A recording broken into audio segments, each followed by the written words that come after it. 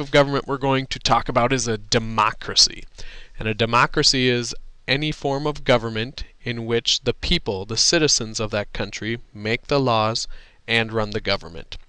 An example of a true democracy would be like back in the New England colonies, where all of the eligible citizens would get together into their meeting hall and they would vote and be able to express their opinions and be able to run the government themselves. The next type of government I want to talk about is a republic. And actually, a republic is usually a form of democracy. And in a republic is where people, so those citizens that run the country, they elect representatives or politicians to run the country in their place.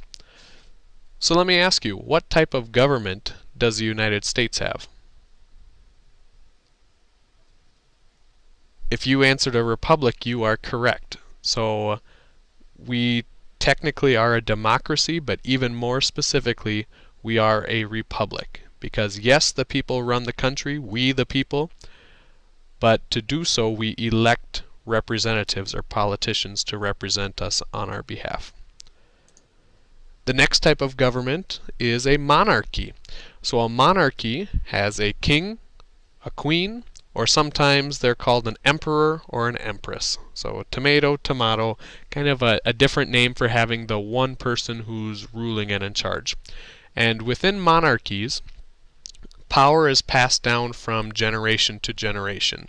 So the ruling position is passed down to the ruler's heirs. So in other words, if there's a king and a queen, and then their oldest son is a prince, eventually when king or queen pass away, prince is going to take over. So the power is passed down from generation to generation.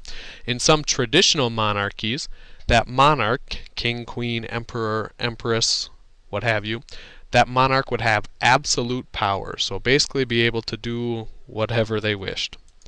But more commonly today, in countries like England, where they still have a monarchy, typically it's a constitutional monarchy, where there's also democratic government that limits the monarch's power.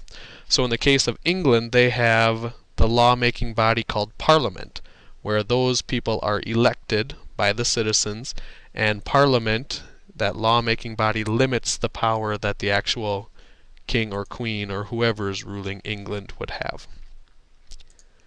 And the last form of government I want to touch on is a dictatorship. Now this is where a country is ruled by either one leader, so similar to the monarchy, or sometimes a dictatorship is run by a group of leaders. And usually that leader or group of leaders are not elected, and they often use force to keep control.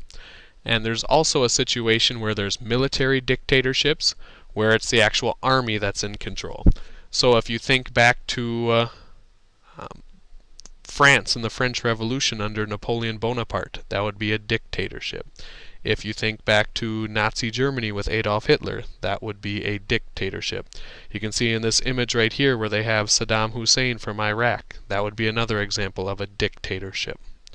So hopefully throughout this presentation you feel a little bit more comfortable about the 4 types of government we're touching on this year, which is a democracy, where all the people make the laws and run the government; a republic, where the people are still in charge, but they show their power by electing people to represent them; a monarchy, where there's a king or a queen. Sometimes they have all the power, sometimes they have limited power; or a dictatorship, where there's one leader or a group of leaders, and often it's controlled by the military. Alright, we'll see you next time. Thanks for watching.